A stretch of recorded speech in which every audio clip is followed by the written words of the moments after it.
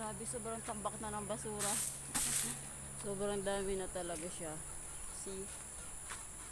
Nung bagyo pa yung basura na yan.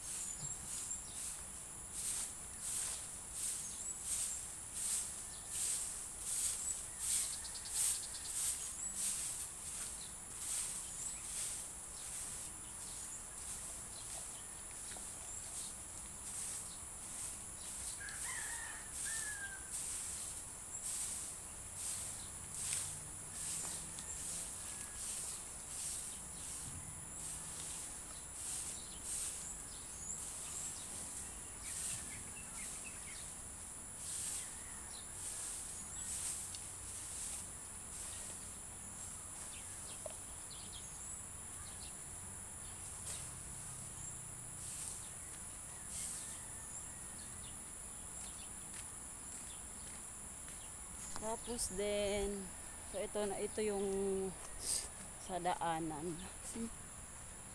Sa labas yan, papunta yun. Tapos dito naman. Tapos na ako magwalis. See? Napakalawak na bakuran. So, ayun. Lilinisin ko yung isda na binili ko. Tapurok. Paksiw. Tapos, yan ang sinasabi kong ilutuan ko. Hindi ko pa siya matapos-tapos kasi kulang yung mga materials dito sa bahay. Walang mga kahoy. Nahihirapan nga ako maghanap ng ng haligi. Kasi nga, hirap. Wala.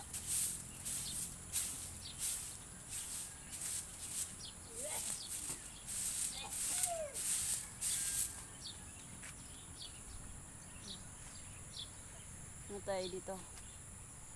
Maggatong kitang. Dito natin lutuin ang isda. So magsisiga muna tayo ng apoy.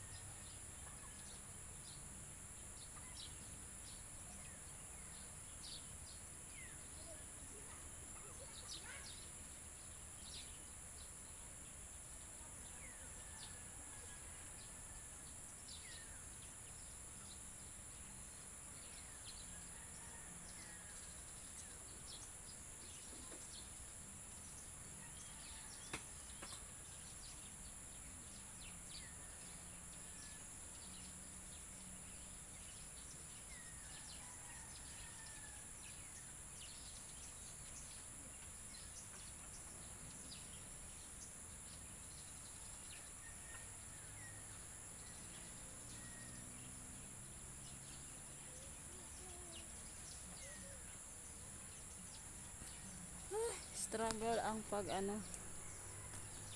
okay lang yan, at least mataas na yung saingan, hindi na ako nahihirapan magluto-luto. Pag sa baba, para yup.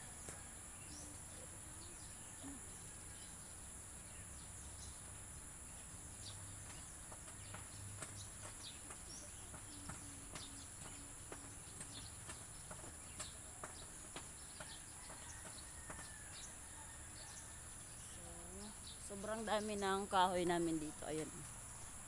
See? Ayun pa. Tapos nandun sa likod, yung tinambak ko doon, tapos yung nilagay ni mama sa sako. Sobrang dami. Kaya mauubos na yun for today. I mean, mauubos na yun kasi ayan, may maayos na kaming saingan. So, bale, gusto ko pa yung ayusin. Medyo babaan ng konti kasi nasobrahan naman sa taas. So, dito ako. Maglalagay pa ako dito ng siyempre lalagyan natin ng bubong, hindi pwedeng nauulanan yan. Sinasiga na siya kaagad.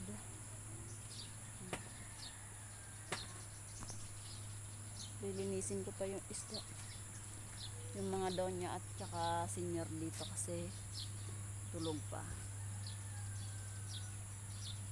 So dito muna natin ang video, ikat na natin. See you sa part 2. Bye bye.